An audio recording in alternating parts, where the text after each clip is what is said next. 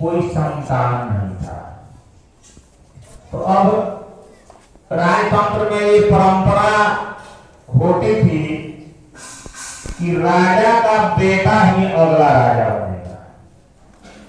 ऐसा ही होता था राजतंत्र में, राजा का बेटा उत्तराधिकारी होता था और उस राजा के नहीं रहने पर बेटा ही जो है वह राजा बनता था।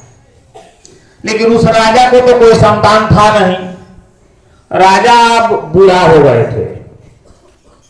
अब समस्या ये थी कि ये राजा नहीं रहेंगे तो फिर इस राज्य का उत्तराधिकारी राजा कौन बनेगा, क्योंकि राजा को तो कोई बेटा है नहीं, कोई संतान है नहीं। इसको लेकर के पूरे राज्य में एक कठिन परीक्षा का आयोजन किया गया और जितने लोग उस राज्य में राजा बनने के लिए उम्मीदवार थे सबको बुलाया गया, उस परीक्षा में शामिल करवाया गया। परीक्षा हुई, परीक्षा का परिणाम निकला, उसमें सबसे अच्छा अंक लाने वाले 3 उम्मीदवारों का चयन किया गया। जो होता है ना 1 2 3 फर्स्ट सेकंड थर्ड करने वाले 3 उम्मीदवारों का चयन किया गया। अगले दिन उन तीनों को राज्यसभा में बुलाया गया। अब फिर समस्या यह है कि 3 व्यक्ति तो एक साथ राजा बन नहीं सकते हैं। बन सकते हैं जी? मान लो कि देश का प्रधानमंत्री 3 आदमी एक ही बार होगा या मुख्यमंत्री एक बार 3 आदमी होगा? कितना आदमी होगा? एक ही आदमी को होगा। लेकिन कितने उम्मीदवार चुने गए थे जी? 3।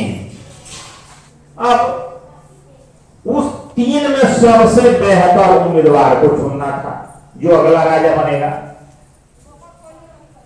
उसके लिए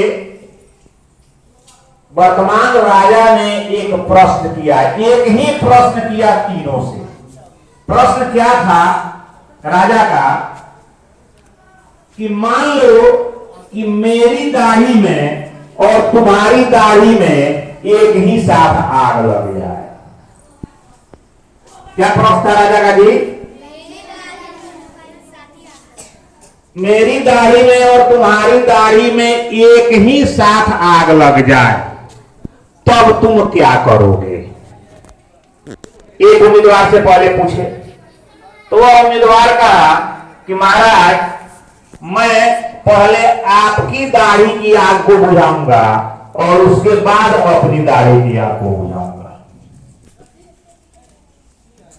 क्या बोला जी? पहले किसकी दाढ़ी की आग बुझाने के लिए बोला? पहले राजा की। वह बोला कि पहले मैं आपके दाढ़ी की आग बुझाऊंगा और उसके बाद अपने दाढ़ी की आग बुझाऊंगा। अब दूसरा व्यक्ति आया, यही प्रश्न दूसरे व्यक्ति से। दूसरा व्यक्ति कहा कि महाराज मैं पहले अपनी दाढ़ी की आग बुझाऊंगा उसके बाद आपकी दाढ़ी की आग बुझाऊंगा। फिर तीसरा आया, वह बोला कि महाराज मैं एक हाथ से अपनी दाढ़ी का आग बुझाऊंगा और एक हाथ से आपकी दाढ़ी का आग बुझाऊंगा। एक ही प्रश्न लेकिन तीनों व्यक्ति द्वारा 3 तरह के उत्तर दिए गए। तो अब ये बताओ कि इसमें राजा जो है अगला राजा के लिए किसको चुने होंगे? तुम लोग बताओ। क्यों? तीसरा में ऐसी क्या खासियत थी जी? क्या खासियत थी तीसरे व्यक्ति में कि राजा अगला राजा के लिए उसका चुनाव करें? तो देखो पहला व्यक्ति जो था वह कहा कि महाराज मैं पहले आपकी दाढ़ी की आग बुझाऊंगा उसके बाद अपनी दाढ़ी की आग बुझाऊंगा। यह पूर्ण रूप से चापलूसी भरी बातें हैं, है ना जी? या पूरी तरह से राजा पूछ रहे हैं तो वहां मेरा चुनाव हो जाए इसलिए नहीं कहते हैं कि चमचाई करना। तो चापलूसी में भी मैं पहले आपकी दाढ़ी की आग बुझाऊंगा, इसलिए वह छट गया क्योंकि वह उसका जवाब जो चापलूसी से भरा हुआ था। दूसरा व्यक्ति जो था उसका यह जवाब था कि मैं पहले अपनी दाढ़ी का आग बुझाऊंगा।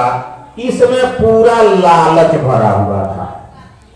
वह केवल अपने बारे में सोचता है कि पहले मेरा पेट भरेगा। अगर वह राजा बनेगा तो पहले अपना पेट भरेगा, उसके बाद जनता के बारे में सोचेगा।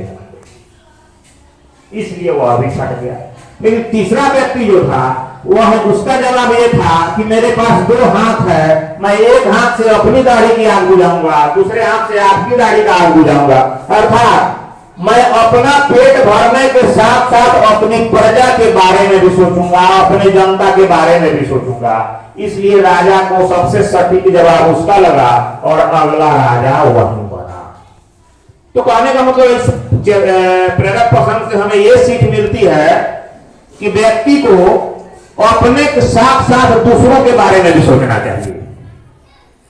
अपने साथ साथ अपने बारे में तो सोचना ही चाहिए, अपने साथ साथ दूसरों के बारे में भी सोचना चाहिए।